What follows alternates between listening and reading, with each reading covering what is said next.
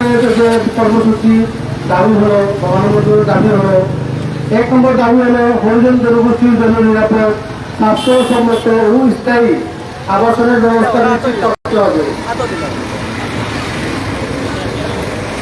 দ্বিতীয় দাবি হলো পরিচ্ছন্নতা কর্মী নিয়োগকালে জাত হরিজন জনগোষ্ঠীর 80% কোটা সংরক্ষণ করতে হবে। তৃতীয় দাবি হলো দীর্ঘদিন অস্থায়ী ও দৈনিক ভিত্তিক কর্মচারীদের স্থায়ীকরণ করতে হবে। চতুর্থ দাবি হল হরিজন জনগোষ্ঠীর শিক্ষা, স্বাস্থ্য, কর্মসংস্থান ও সামাজিক নিরাপত্তা নিশ্চিত করতে কার্যকর বিশেষ উদ্যোগ গ্রহণ করতে হবে। পঞ্চম দাবি হল কর্মক্ষেত্রে ন্যায্য মজুরি, নিরাপদ কর্ম পরিবেশ এবং মর্যাদাপূর্ণ জীবনযাপনের অধিকার নিশ্চিত করতে হবে। ষষ্ঠম দাবি হল সকল প্রকার সামাজিক বৈষম্য ও বঞ্চনা দূর করতে সংবিধান প্রদত্ত সম অধিকার বাস্তবায়নে কার্যকর পদক্ষেপ গ্রহণ করতে হবে।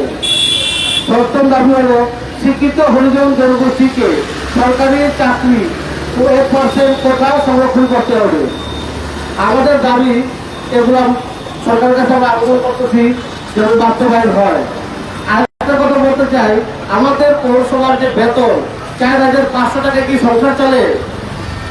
আমাদের লেখাপড়া, গাড়ি যাতায়াত খরচ, ঘরের খরচ, এগুলো কেমনে কি করবো আমরা 4500 টাকা বেতনে? আমাদের সরকারের কাছে একটাই আবেদন, এদিক দিয়ে একটু বিবেচনা করার জন্য। এগুলো আমার বক্তব্য শেষ করলাম। ধন্যবাদ।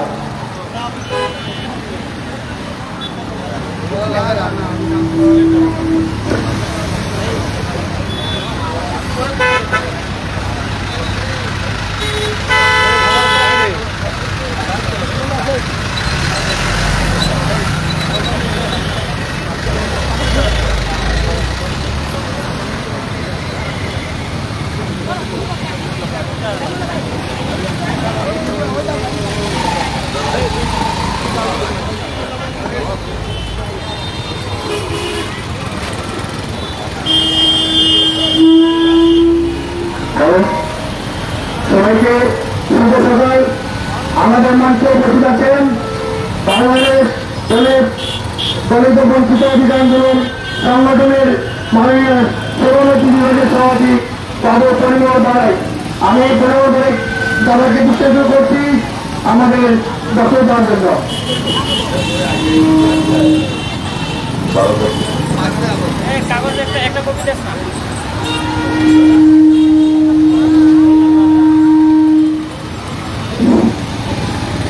সম্মানিত আজকের মানব বন্ধনের সভাপতি মহোদয়, উপস্থিত পরিচালক পরিষদের নেতৃবৃন্দ সহ মঙ্গলবার জেলার বিশিষ্ট রাজনৈতিক নেতৃত্ব দলতা সহ অন্যান্য আমাদের দলের নেতৃবৃন্দ সামাজিক নেতৃবৃন্দ উপস্থিত হয়েছেন।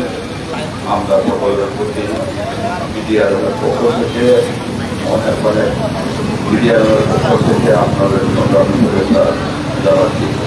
আপনারা জানেন আমরা পিডিআরএন হরিজন ঐক্য পরিষদ, আমরা সম্মিলিতভাবে আমাদের দাবি দাওয়াগুলো সরকারের ইদানিং আমাদের যে সমস্যা রয়েছে হরিজন জনগোষ্ঠী, সেই সমস্যাগুলো আমরা আপনাদের সামনে তুলে ধরতে চাচ্ছি এবং এইগুলো আগামীতে আমরা বাস্তবায়নের জন্য আমাদের একটু সারা বৃদ্ধি আমাদের দেওয়া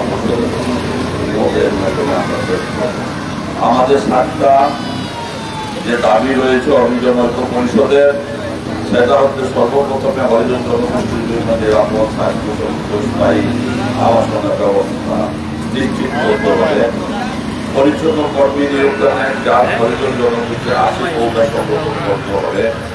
দীর্ঘদিন কর্মরত অস্থায়ী ও দৈনিক কর্মীদের স্থায়ীকরণ করতে হবে। হরিজন জনগোষ্ঠীর শিক্ষা, স্বাস্থ্য, কর্মসংস্থান ও সমাজের নিরাপত্তা নিশ্চিত করতে কার্যকর উদ্যোগ গ্রহণ করতে হবে। কর্মক্ষেত্রের ন্যায্য মজুরি, নিরাপদ কর্ম পরিবেশ এবং মর্যাদাপূর্ণ জীবনযাপনের অধিকার নিশ্চিত করতে হবে। সকল প্রকার সামাজিক বৈষম্য বঞ্চনা দূর করে সংবিধান প্রদত্ত সম অধিকার বাস্তবায়নের কার্যকর পদক্ষেপ গ্রহণ করতে হবে। শিক্ষিত হরিজন জনগোষ্ঠীকে সরকারি চাকরি 1% সংরক্ষণ করতে হবে। সম্মানিত জেলাবাসী, আপনারা জানেন আমরা দীর্ঘদিন যাবৎ লড়াই সংগ্রামে অবহিত আছি। আমাদের এই দাবিগুলো আমাদের মানবিক দাবি। এই দাবিগুলো কোনো সরকারের বিরুদ্ধে কোনো দাবি নয়, কোনো দাবি নয়। এই দাবি আমাদের ন্যায্য দাবি। এই দাবিগুলি বাস্তবায়নের জন্য আমরা সরকার সহ আপনাদের বৃহত্তর মানুষের কাছে বিডিআরএফের পক্ষ থেকে আমরা আপনাদের প্রতি উদাত্ত আহ্বান জানাচ্ছি। আসুন এই সকল জনগোষ্ঠীর যে অবস্থা তার পরিবর্তনে আমরা এগিয়ে যাব এবং সরকারের কাছে আমাদের এই দাবি হওয়ার বিষয়ে আপনারাও আপনাদের জায়গা থেকে আমাদেরকে সহযোগিতা করবেন। আপনারা জানেন যে সকল চেয়ে পিছিয়ে পড়া জনগোষ্ঠী, এই হরিজন জনগোষ্ঠী, এই সকল জনগোষ্ঠীর কোনো আইন নাই। এরা যে একজন পরিচ্ছন্ন কর্মী হিসাবে তাদের স্বীকৃতি নাই। আমরা চাই এই দেশের শ্রমজীবী মানুষের কাতারে যুক্ত করা এবং শ্রম আইনের মাধ্যমে তাদের বিধানগুলোকে সংযোজন করা। আমরা চাই বিডিআরএফের একটি দাবি আছে, চারবার বৈষম্য বিলোপ করে একটি সমাজ ভিত্তিক ন্যায়সঙ্গত একটি বিলুপ্ত সামাজিক বিলুপ্ত আইন আমরা চাচ্ছি। সামাজিক বৈষম্য বিরোধ আইন আমরা চাচ্ছি। যে আইন যদি বাস্তবায়ন হয়, অচিরেই আমরা আমাদের এই সকল বঞ্চিত জনগোষ্ঠীর অধিকার আদায়ে আমরা সক্ষম হব। আমি আর কথা বাড়াতে চাই না। আপনারা দীর্ঘক্ষণ যাবৎ আমাদের এই আন্দোলনের সাথে সম্পৃক্ত আছেন যারা সাংবাদিক বন্ধুগণ এবং বিশিষ্ট গুণীজন, আপনাদের কাছে আমরা আবারও কৃতজ্ঞতা প্রকাশ করছি। আমাদের এই হরিজন ঐক্য পরিষদের নেতৃবৃন্দ সহ বৃহত্তর সিলেটের আমরা বিডিআরএফ নেতৃবৃন্দ এই কাজের সাথে আমরা সম্পৃক্ত আছি, সংগতি প্রকাশ করছি। আমরা যদি এই দাবি দেওয়া বাস্তবায়নে কোনো ধরনের বাধাপ্রাপ্ত হয়, অবশ্যই আপনাদেরকে নিয়ে আমরা আগামী সংগ্রাম লড়াইয়ে অবস্থিত হব। এই বলে আমি আমার বক্তব্য শেষ করছি। সকলকে ধন্যবাদ। বিডিআরএফ দীর্ঘজীবী হোক, হরিজন ঐক্য পরিষদ দীর্ঘজীবী হোক। ধন্যবাদ দাদাকে। এবারে বক্তব্য নিয়ে আসছে বাংলাদেশ হরিজন ঐক্য পরিষদ মৌলভীবাজার জেলা শাখার সাংগঠনিক সম্পাদক শ্রী রেতন রাষ্ট্র।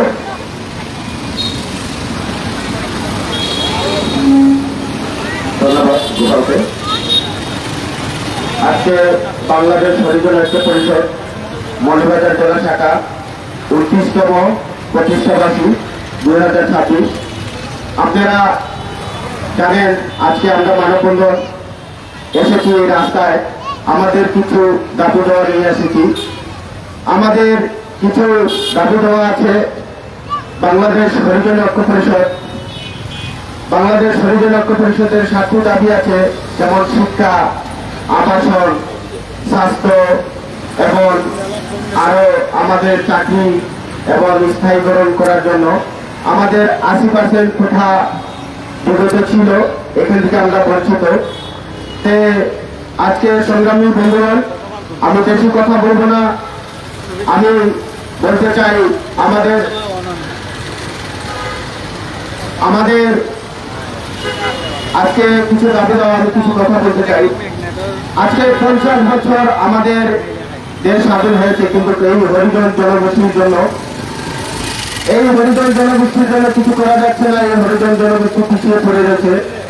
আমি আজকে দেশের রোল মডেল হয়ে যাচ্ছে আমাদের মাননীয় প্রধানমন্ত্রী তারেক জিয়া।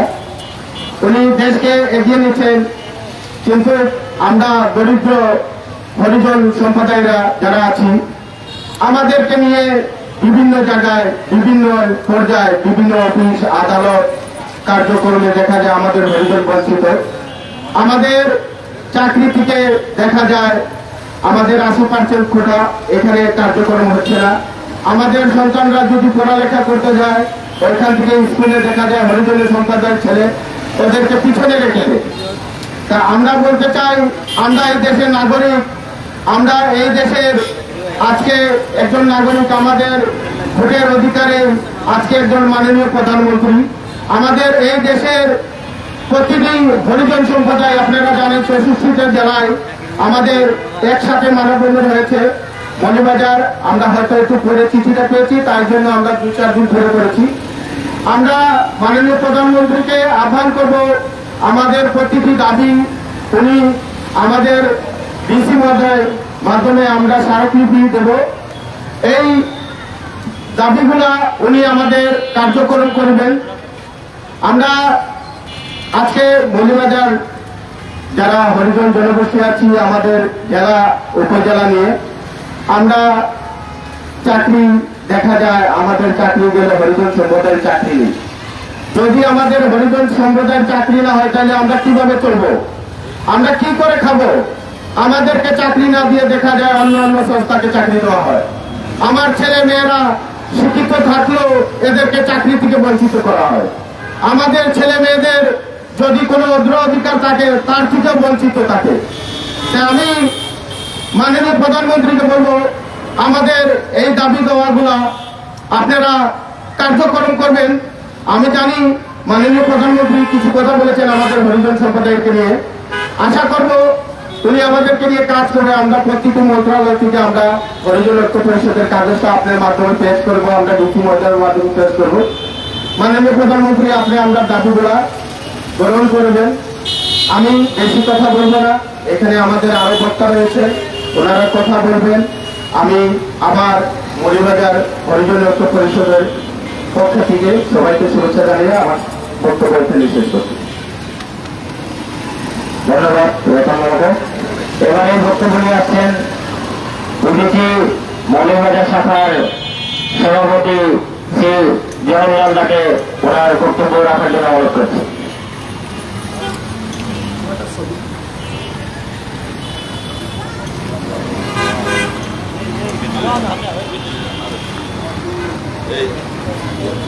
আজকের এই 29তম প্রতিষ্ঠা বার্ষিকী হরিজন ঐক্য পরিষদ আয়োজিত আজকের এই মৌলভীবাজারে প্রেস ক্লাব সম্মুখে আয়োজিত হয়েছে। আজকের এই হরিজন সম্প্রদায় তাদের কিছু দাবি উত্থাপন করেছে। আমি বিগত দিনে তাদের 2টি সভায় উপস্থিত ছিলাম। আমি তাদের যে কথা এবং তাদের যে ন্যায্য দাবি তার সাথে একাত্মতা ঘোষণা অতীতেও করেছি, আজকেও তাদের ন্যায্য দাবির প্রতি একাত্মতা ঘোষণা করছি। সংগ্রামী জনসাধারণ, বাংলাদেশের 54 বছর হরিজন সম্প্রদায় মুক্তিযুদ্ধের সময় তারা পৃথক ছিল না, তারাও মুক্তিযুদ্ধে অংশগ্রহণ করেছে। তার নজির বাংলাদেশে একটা নয়, 2টা নয়, সারা বাংলাদেশে কয়েকশো হরিজন সম্প্রদায় বন্ধুত্ব বরণ করছে মুক্তিযুদ্ধে অংশগ্রহণ করে। আমি দেখেছি আমার এই বয়সে ছোট্টবেলায় মৌলভীবাজার শহরে এই ক্লাবের সম্মুখে তাদের একটা আবাসন ছিল, মৌলভীবাজার সরকারি মহিলা কলেজের সামনে। তাদের আবাসন ছিল চণ্ডীগড় ব্রিজের এখানে। এই সমস্ত জায়গা ছিল জঙ্গলে পরিণত। এই হরিজনরা পরিষ্কার পরিচ্ছন্ন করে এই জায়গাকে আজকে মঙ্গল করেছে। আজকে মঙ্গল করার পর ওইটা মিউনিসিপ্যাল পার্টির আজকে হয়েছে একটা দুর্লভ, একটা অমূল্য সম্পদ। তাই বলে কি তারা মানুষ নয়? তাদেরকে আপনারা সরিয়ে দিলেন অন্যত্র সরিয়ে দিয়েছেন, ভালো কথা। আমি গতদিনেও বলেছি, আজকেও বলতে চাই, আজকে শ্রীমন্তলা মাতার কাপন এলাকায় বহুতল বিশিষ্ট ভবন তৈরি হচ্ছে তাদের জন্য। এটা এই সরকারকে সাধুবাদ জানাই, কিন্তু প্রশ্ন থাকে যদি তাদেরকে শুধু থাকার ব্যবস্থা করে দেওয়া হয়, তাদেরকে এই জমির মালিকানা দেওয়া না হয়, তাহলে এটা হবে অমানবিক। আমি এই সবার মধ্য দিয়ে সরকারের কাছে আহ্বান জানাই, তাদেরকে দলিল করে আর যাহাতে চণ্ডীগড় ক্লাব এবং মহিলা কলেজের সামনে থেকে ভবিষ্যতে এই কালেঙ্গা পাহাড়ে যেতে না হয়, তার ব্যবস্থার জন্য তাদেরকে ব্যক্তি নামে দলিল সম্পাদন করে দেওয়ার আমি উদারত আহ্বান জানাই আজকের সরকারের প্রতি। সংগ্রামী জনসাধারণ, আজকে তাদের শিক্ষা ব্যবস্থা খুবই নাজুক। তাদের বাচ্চাদেরকে বৈষম্যের ভিত্তিতে সব স্কুলে তারা স্থান পায় না, মেধাবী হলেও পায় না। মাস্টার্স পাস করেছে ছেলে, তাদের পাড়ার 3-4টা ছেলের সাথে আমার পরিচয় আছে, তাদের সাথে আমি সময় দেই। তারা চাকরির আবেদন করে, তারা হরিজন। হরিজন কি মানুষ না? তাদের পেশা আপনারা বলে নিয়ে আসছিলেন, ধোঁকা দিয়েছেন তাদেরকে। আজকে তারা শহর পরিষ্কার করে তাই বলে শিক্ষিত ছেলেরা উন্নত চাকরি জীবনযাপন করবে না, এটা তো হতে পারে না। বৈষম্য বিরোধী আন্দোলন করেন, মুক্তিযুদ্ধের অঙ্গীকার ছিল বৈষম্য বিরোধী একটা সামাজিক সমাজ ব্যবস্থা। আজকে কি এই সমাজের লোক তারা না? আমি আমার বক্তব্য দীর্ঘায়িত করছি না। ইতিমধ্যেই তারা ডিসি অফিসে যাবে, তাদের স্মারকলিপি দেবে। আমি তাদের সমস্ত কর্মকাণ্ডের সাথে একাত্মতা ঘোষণা করে আমার বক্তব্য এখানেই শেষ করছি। ধন্যবাদ সবাইকে।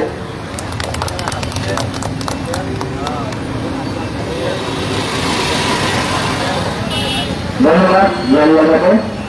এবার আমাদের মাঝে বক্তব্য নিয়ে আসছেন আমাদের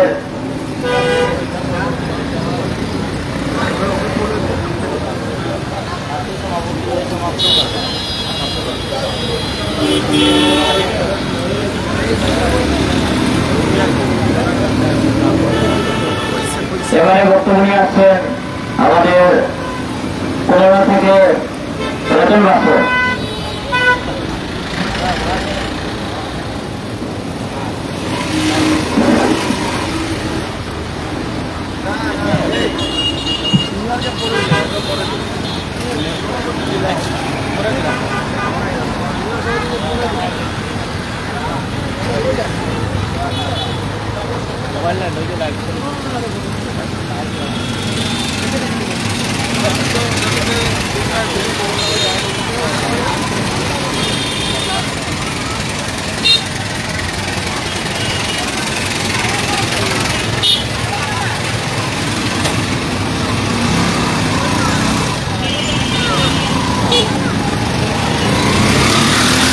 এদিকে দাও।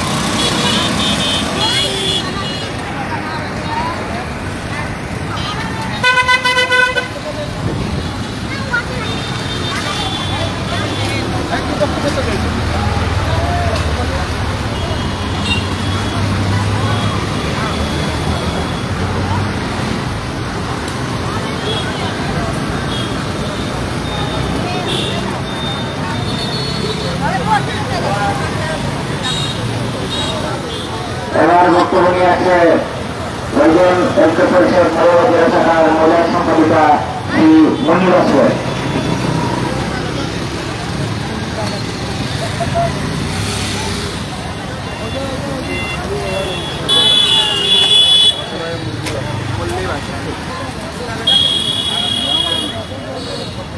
এদিকে এখানে আসো, এখানে।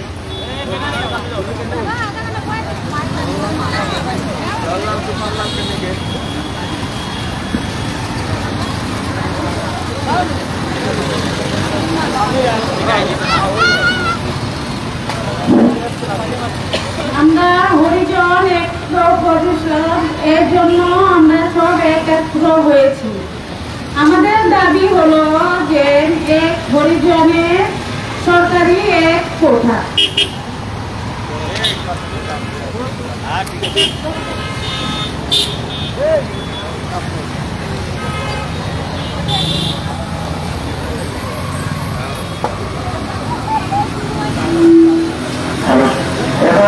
আমাদের মাঝে সমাজকে বক্তব্য নিয়ে আসছে মৌলভীবাজার হরিজন ঐক্য পরিষদ জেলা শাখার সাংগঠনিক সাধারণ সম্পাদক শ্রী দুর্গাস্কর শাওন। ধন্যবাদ।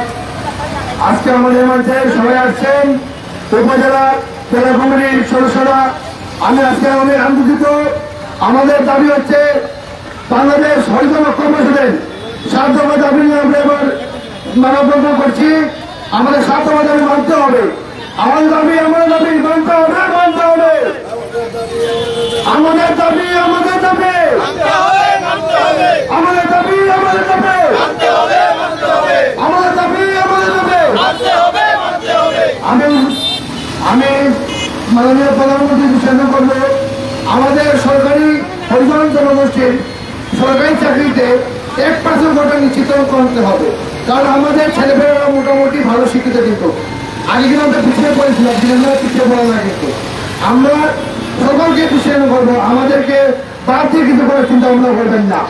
আমরা হরিজন জনগোষ্ঠী পিছিয়ে পড়ার মতন না, আমরা রাজপথ কাপড়ের মতন সামনে রাখি জনগণরা। আমাদের প্রত্যেক জেলা উপজেলায় আমাদের আবাসন হচ্ছে, এখানে আমাদের আবাসন হচ্ছে, এখানে 15 উপজেলায় আবাসন এখন পর্যন্ত হচ্ছে না। আমি মাননীয় প্রধানমন্ত্রী সহায়তা করবো, আমাদের যেহেতু 15 উপজেলা প্রায় 80টি পরিবার বসবাস করে, ওইখানে যেন আমাদের একটা আবাসন ব্যবস্থা করা হয়। আমার শ্রীমঙ্গলে 70টা পরিবার বসবাস করে, কিন্তু এর মধ্যে 24টা পরিবার বসবাস করতে পারবে, এরপরে আরো পারবে না। আমি এগুলোর বিষয় নিয়ে আমি আলোচনা করছি, আমি সবাইকে নিশ্চিত করছি যেন আমাদের দাবিগুলো যেন পালন করা হয় এবং আমাদের মানববন্ধন এখানে আমরা সমাপ্ত করে আমরা দৃশ্য বিষয়ে অগ্রসর হব। ধন্যবাদ।